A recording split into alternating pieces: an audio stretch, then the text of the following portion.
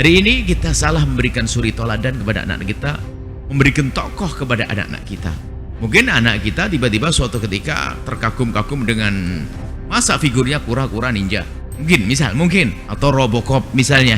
Duh, kalau ada tontonan hiburan, tapi dicekoi, dia berhayal lagi jadi Superman barangkali. Orang paling hebat, anak kecil. Nabi Muhammad di mana? Nggak ada bagiannya Nabi Muhammad di hatinya.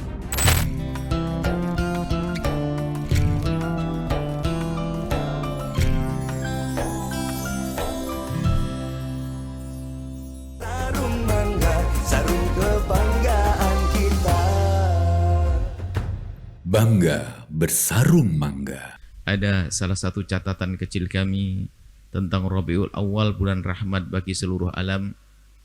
Di antara tulisan yang kami hadirkan di refleksi problematika umat, termasuk problem besar kita adalah problem anak-anak kita yang tidak kita kenalkan Nabi Muhammad SAW, sehingga mereka punya idola yang jauh dari kemuliaan, sehingga mereka punya idola yang jauh dari Nabi, sehingga yang repot adalah orang tua itu sendiri. Di sini kami hadirkan catatan ringkas dan tidak akan kita baca semuanya. Di dalam kitab ini ada beberapa hal tentang permasalahan atau problem umat. Kami hadirkan di sini dalam catatan kecil kami untuk jadi bahan renungan. Allah menjelaskan, kami tulis bahwa di dalam Al-Quran terdapat ayat-ayat yang mengisahkan tentang nabi-nabi terdahulu. Itulah pendidikan yang Allah berikan agar kita senantiasa membaca dan mengambil hikmah di balik kisah nabi-nabi terdahulu. Memang kisah orang-orang besar sungguh mampu mempengaruhi jiwa seseorang yang membacanya, khususnya anak-anak. Ini pendidikan anak. Jika kisah tersebut adalah kisah perjuangan, maka hal itu akan mengilhami semangat perjuangan, sehingga akan rindu untuk menjadi sosok pejuang. Jika kisah tersebut adalah tentang moral, maka ia akan banyak mengetahui tentang moral dan bagaimana menjadi manusia yang berakhlak. Begitu juga sebaliknya, jika kisah tersebut adalah dongeng atau kisah fiktif yang tidak mendidik, maka hanya akan membawa fantasi anak-anak pada imajinasi yang sangat merugikan mereka. Karena yang ditokohkan atau diidolakannya adalah tokoh yang tidak ada di dalam sejarah nyata bangsa manusia dan tidak mendidik. Atau jika cerita yang dibaca adalah kebejatan dan kekotoran budi pekerti, maka ia akan mudah terbawa kepada kehancuran moral. Baik, ini adalah mukaddimah dari catatan kami tentang Maulid Nabi SAW. Kami ingin mencoba mengajak kita untuk mencermati tentang perkembangan anak kita, kemajuan anak kita. Semakin mereka jauh dari baginda Nabi SAW, semakin jauh dari kebenaran. Maka tugas kita, kalau kita ingin anak kita itu sukses, anak kita menjadi anak yang benar, maka pastikan bahwa anak kita itu dekat dengan Rasulullah SAW. Untuk mendekatkan dengan baginda, maksudnya untuk menumbuhkan cinta di hati mereka kepada baginda, tentu kita harus memberi latihan kepada mereka. Sebab kebiasaan, sesuatu yang mereka dengar dan sering-sering mereka dengar, itu menjadi sebuah keyakinan. Menjadi sebuah keyakinan. Jika itu baik, baiklah hasilnya. Jika itu tidak baik, maka tidak baik pula hasilnya. Ada kebiasaan atau yang sering disuarakan di tengah-tengah anak muda. Jika hal tersebut adalah negatif, maka anak ini akan mudah terpengaruh dalam hal yang negatif. Anak-anak muda, apa yang mereka dengar selama ini menjadi sebuah keyakinan. Ya, keyakinan kalau sudah diyakini kuat. Dari mendengar, sering kita perdengarkan, apa kira-kira yang sungguh hal tersebut adalah bertentangan dengan syariat Nabi SAW, karena kita sering dengar. Contoh saja, karena sering nonton sinetron atau nonton film-film horor, tiba-tiba percaya ada roh gentayangan. Loh, ini menakutkan betul bagi mereka. Sehingga kalau ada berita kematian, nanti ceritanya kemana-mana. dan mempercayai. Dan banyak mungkin kebiasaan-kebiasaan kita ini didengar oleh anak-anak kita sebagai sesuatu yang mempengaruhi kehidupan mereka. Jadi ini perlu kita membiasakan anak-anak kita dengan sesuatu yang baik. Kalau kita sering mendengarkan kepada mereka sesuatu yang baik, maka akan menjadi baik. Sering kita mendengar tentang apa sih, tidak tahu apa yang nggak pernah ada di alam nyata. Tapi percaya mereka pada akhirnya. Padahal juga tidak melihat ya. Mungkin yang hidup di daerah selatan, pantai selatan percaya ada Nyi Roro Kidul, barangkali begitulah. Sering diperdengarkan, nggak pakai hujah. Pokoknya sering dengar ada gendruwo, ada wewe gombel dan sebagainya. Di situ ada pocong, kan gitu kan? Sehingga lewat tempat itu jadi gemeteran dia. Jadi kalau lewat tempat itu katanya angker. Jadi, kenapa itu semuanya sudah masuk ke otaknya? Karena sering diperdengarkan. Sering diperdengarkan. Sehingga sesuatu yang sering didengar itu bisa menjadi sebuah keyakinan. Biarpun tidak berdasarkan sesuatu yang nyata. Karena sering didengar. Bagaimana jika yang diperdengarkan itu sesuatu yang nyata? Kita sering mendengarkan sesuatu yang nyata. Kepercayaan-kepercayaan yang selama ini disebarkan, yang bertentangan dengan syariat. Karena sering diperdengarkan, mau tidak mau percaya. Kita pernah mendengar di sebuah tempat bagaimana seorang yang mungkin dia adalah tergolong muslim, muslimah yang baik, lingkungannya baik, bisa disebut lingkungan para ustadz barangkali seperti itu, masih kalah dengan suara yang didengar di kampungnya bahwa di sebuah tempat itu ada tempat kera. Jadi banyak kera di situ. Kemudian di situ tersebar keyakinan bahwa kalau ada orang cari pesugihan, ini ceritanya, pesugihan nanti kalau meninggal dunia, orang tuanya akan pergi pindah ke tempat tersebut jadi kera. Dan kami didengar tidak sekali ternyata kita mendengar juga dari orang yang mereka adalah hidup lingkungan ilmu. Percaya, dinukil cerita itu. Jadi kalau meninggal dunia nanti cari ayahmu di sana. Kalau diduga bahwasanya dia cari pesugihan itu cari kekayaan melalui setan gitu loh, atau gunung apa, ke gunung mana begitu. Nanti kalau di situ ada kera melihat kamu, itulah kakekmu. Kalau kita datang, kera itu selalu melihat apa yang di tangan kita, di saku kita, kocek kita, ini boleh ada. Dan kita mendengar dari lingkungan tersebut, bagaimana hal yang demikian kok bisa menjadi dipercaya. Karena apa? Sering diperdengarkan, biarpun dia tidak melihatnya. Bagaimana dengan sesuatu yang nyata? Hari ini kita salah memberikan suri toladan kepada anak-anak kita, memberikan tokoh kepada anak-anak kita. Mungkin anak kita tiba-tiba suatu ketika terkagum-kagum dengan masa figurnya kura-kura ninja. Mungkin. Atau Robocop misalnya. Loh, kalau ada tontonan hiburan, tapi dicekoki, dia berhayal lagi jadi Superman barangkali. Orang paling hebat. Anak kecil. Nabi Muhammad di mana? Nggak ada. Nggak ada bagiannya Nabi Muhammad di hatinya.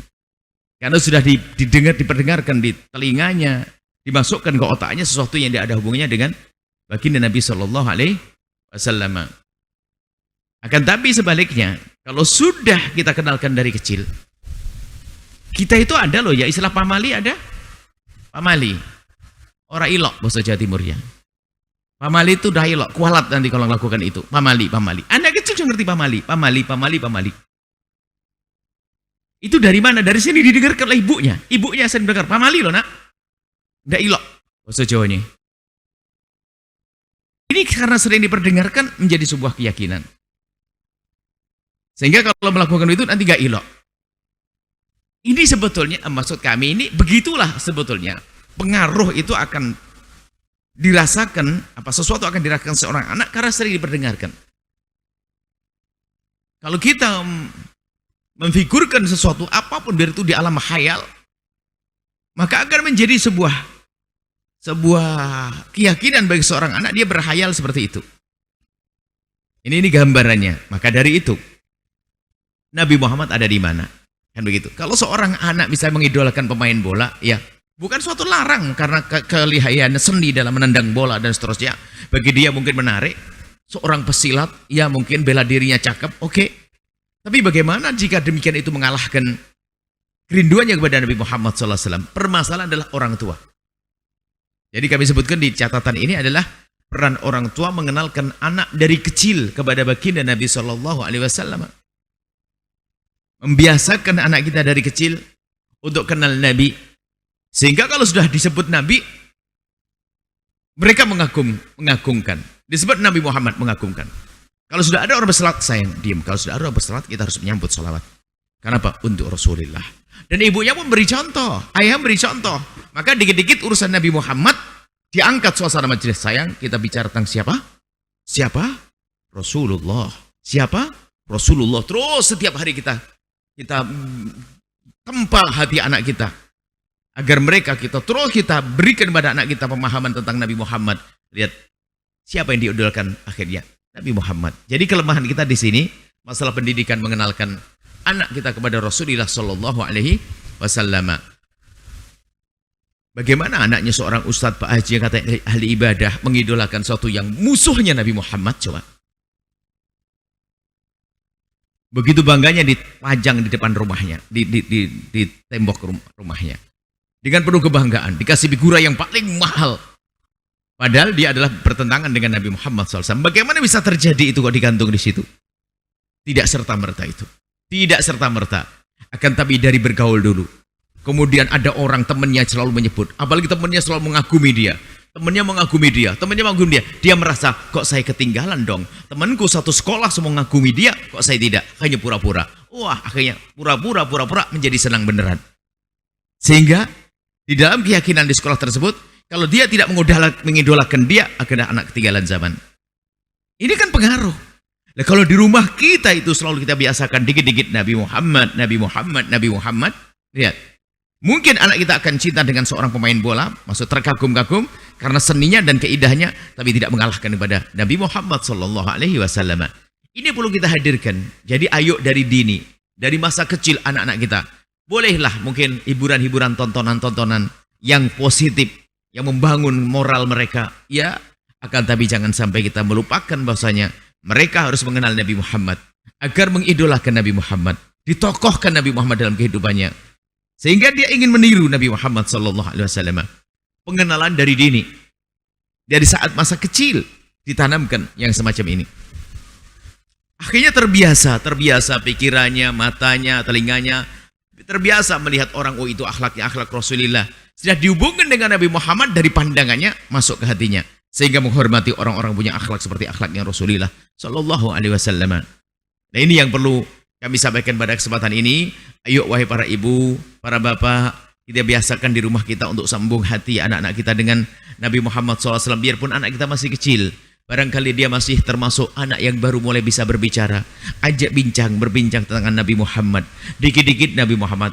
Kalau anda kurang bahan, ini keterlaluan. Nabi Muhammad kalau mau dikisahkan dia habis-habis. Berjilid-jilid sejarah tentang Nabi Muhammad SAW. Tentang akhlak Nabi Muhammad. Tentang peringai Nabi Muhammad, tentang cara berjalan Nabi Muhammad, tentang cara berpakaian Nabi Muhammad, tentang cara bertutur kata Nabi Muhammad, tentang cara makan dan minum Nabi Muhammad. Ini ada di dalam buku, tinggal kita membacanya.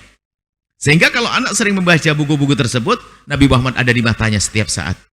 Bagaimana cara berjalan Nabi? Dia sadar, sehingga dia berusaha untuk meniru bagaimana cara berjalannya Rasulullah Sallallahu Alaihi Wasallam. Di bulan agung ini, di bulan Maulid ini, ayo kita biasakan anak-anak kita di rumah kita untuk kenal Nabi Muhammad. Kami sering membiasakan dari hal yang kecil saja. Kita tuh permasalahan kita tuh tidak biasakan mereka kenal Nabi dengan hati, mengenal Nabi dengan hati.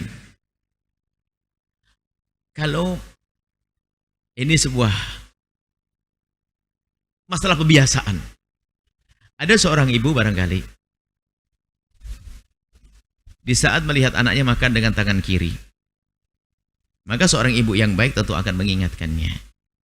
Sayang, jangan pakai tangan kiri, pakai tangan kanan, sayang, tangan yang bagus. Kan begitu, kalau dibiarkan tetap dengan tangan kirinya, ini ibu nggak ngerti pendidikan. Dibiasakan anak kita menggunakan tangan yang baik. Di saat tangan kirinya pakai makan, sayang, pakai tangan kanan sayang. Bismillah. Mana tangan yang bagus? Anak kecil salaman pakai tangan kiri? Ada, namanya tidak ngerti. Salaman dengan kita kan. Sama ibunya dibiarkan saja. Ini ibunya nggak benar. Ada salim, buya, salim, salim pakai tangan kiri. Ibunya ngelihat, wah ini yang nggak benar ibunya. Anaknya bagus dia niatnya ingin salim, tapi ibunya nggak ngajari yang benar. Kok dibiarkan pakai tangan kiri salim, salim? Ya kita tetap kita salim, kita cium tangannya anak kecil. Cuman ini ibunya nggak benar, yang dijodohkan tangan kirinya, masa kita ngambil tangan kanannya, anak kecil, ya kita sambut tangan kirinya. Cuman ibunya nggak benar, karena tidak mengenalkan cara salaman yang baik, atau cara makan yang baik, dan seterusnya. Pertanyaannya coba. Seorang ibu yang mengajari anaknya makan dengan tangan kanannya, motivasinya hanya, bahasa ini tangan yang bagus. Ini tangan yang bagus sayang. Anak kecil nalarnya nggak nyambung, sama mana bagus mana kanan. Bahkan kanan bapaknya dianggap kanan kiri, kan nggak ngerti kiri kanan kan. Dia biasakan ini adalah yang bagus, tangan yang bagus. Dia tidak ngerti bagus. Kanan pun tidak ngerti barangkali. Akan tetapi kita perlu biasakan coba. Di saat anak kita makan dengan tangan kanannya, tidak cukup kita ajari mereka makan dengan tangan kanannya. Pembiasaan kita ingatkan sayang. Kalau makan dengan tangan kanan seperti Nabi Muhammad. Jadi kita sambungkan dengan Nabi Muhammad. Sederhana. Kau kamar mandi ke toilet, mana yang kau dulukan? Mana yang kau dulukan? Kaki kanan kaki kiri? Kiri Umi, Abi. Oke, kaki kiri. Kenapa? Ya yang bagus, sunnah, nggak cukup. Sambungkan. Aku memasukkan kakiku yang kiri duluan di saat masuk toilet karena aku ngikuti Nabi Muhammad SAW. Selalu kita hubungkan dikit-dikit dengan Nabi Muhammad. Mau makan, kenapa baca bismillah sayang? Memang ada riwayat agar setan gak ikut makan kita. Tidak, kita perlu lebih dalam lagi. Kenapa sayang kau makan dengan bismillah? Dia harus bisa menjawab, saya ikut Nabi Muhammad SAW. Terus masuk rumah, assalamualaikum. Kenapa sayang assalamualaikum? Mungkin bisa menjawab, mendoakan ini di dalam. Iya, mendoakan. Tapi apa? Kenapa kamu kok mengucapkan salam? Dia bisa spontan menjawab, karena saya ikut Nabi Muhammad. Maka dikit-dikit Nabi Muhammad. Dikit-dikit Nabi Muhammad. Pembiasaan ini penting. Sehingga kalau ada foto sekalipun, mungkin foto orang yang diidolakan, siapa ini sayang? Foto pemain ini. Oh, kamu senang dia? Kamu senang dengan dia? Iya, oke, taruh situ. Kenapa kau senang? Dia main bola hebat begini ini. Biarkan saja. Wong kita masih ngajak dia berpikir. Kemudian, loh kamu kan kalau makan ingin ikut Nabi Muhammad. Iya, minum cara Nabi Muhammad. Mana yang lebih kau idolakan? Dia atau Nabi Muhammad? Dia bisa mengatakan Nabi Muhammad. Lalu kenapa ada di situ? Tempel. Oke, oleh tempelin agak turun dikit. Nabi Muhammad harus kamu letakkan paling atas. Memang tidak ada fotonya. Artinya apa? Jangan sampai Nabi Muhammad tidak masuk dalam perhitungannya. Sehingga bukan dilarang kita mengidolakan apa saja. Dari bangsa manusia, seorang seniman dia mengidolakan tentang canggihnya pengukir ini. Seorang pelukis dan sebagainya. Terkagum-kagum. Tapi tidak akan mengalahkan kekagumannya kepada Nabi Muhammad SAW. Ini yang kami maksud adalah membiasakan di rumah kita. Dikit-dikit dengan Nabi Muhammad. Mau makan di meja makan, bismillah, baca bismillah. Ayo makan dengan tangan kanan. Kenapa? Seperti Rasulullah. Setelah mengucapkan apa sayang semuanya? Alhamdulillahi Rabbil Alamin. Biar apa? Biar kita bisa ngikuti Nabi Muhammad. Dikit-dikit Nabi Muhammad. Dikit-dikit Nabi Muhammad SAW. Ini perlu kami hadirkan pada kesempatan ini. Biasakan di rumah kita dengan Nabi Muhammad. Nanti anak-anak kita kalau sudah semakin kenal Nabi Muhammad. Dalam keadaan apapun. Coba kalau biasakan dalam kehidupan kita. Dengan nyambung sunnah Nabi dengan Nabi. Sehari Anda yang tidak usah pakai amalan baru. Tidak usah pakai amalan buruk. Amalan yang Anda sudah mengamalkannya, tidak Anda klikkan dengan Nabi Muhammad. Anda makan. Tidak usah pakai jadwal baru lagi. Anda makan, Anda minum, Anda tidur, Anda kamar mandi. Apalagi. Semuanya itu yang sudah Anda biasa melakukannya, tinggal Anda sambungkan dengan Nabi Muhammad SAW. Tinggal nambah saja. Makan, minum, bangun tidur, tidur, pakai baju, dari mana? Kanan dulu, karena Nabi senang dengan tangan kanan, mendahulukan yang kanan. Seperti Rasulullah, seperti Nabi Muhammad. Dikit-dikit Nabi Muhammad, Nabi Muhammad. Kapan itu? Bukan di saat sudah SMA. Bentak ibunya kalau dikit Nabi Muhammad. Di saat masih kecil, di saat umur 2 tahun, 3 tahun. Terus itu pun nggak boleh diputus. Terus sampai dia menjadi gede, Nabi Muhammad, Nabi Muhammad, Nabi Muhammad, Nabi Muhammad, Nabi Muhammad. Sehingga tidak akan ada sesuatu atau manusia yang diidolakan melebihi dari Nabi Muhammad. Maka keselamatanlah ada di situ. Mudah setelah itu mengikuti Nabi Muhammad. Sebab mengidolakan itu biasanya buntut yang ngikuti. Yang mengidolakan seorang pemain bola, lihat, dia ngikuti cara potong rambutnya. Semua ngikuti. Yang ngikuti artis juga sama, ngikuti bajunya, cara berpakaian dan seterusnya. Begitulah kaidahnya orang mencintai itu mengikuti. Bagaimana dengan anak kita yang sudah kita tanamkan dari dini tentang Nabi Muhammad, cinta Nabi Muhammad, secara otomatis begitu mudahnya mereka mengikuti Nabi Muhammad sallallahu alaihi wasallam. Praktekkan nanti poin di rumah, anak-anak kita masih kecil. Kalau masih sudah gede kadang-kadang lebih susah. Yang masih kecil, dikit-dikit Nabi Muhammad, permainan pun harus sambungan dengan Nabi Muhammad. Kadang-kadang kita bingung ya, kita jauh dari kebiasaan Nabi Muhammad.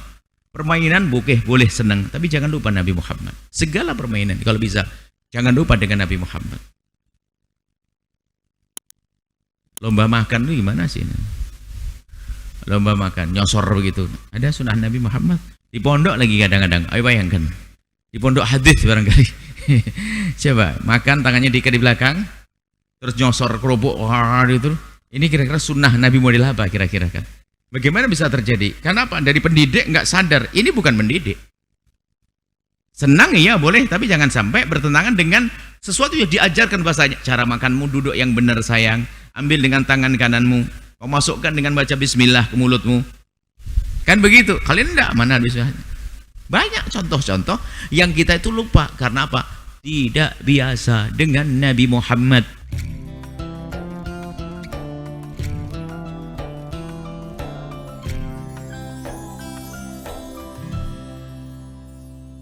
Sahabat Al-Bahjah TV, setelah menyaksikan video ini, jangan lupa bersolawat kepada baginda Nabi Muhammad. Shollu ala Nabi Muhammad. Allahumma sholli alaihi wa ala alihi wa sahbihi.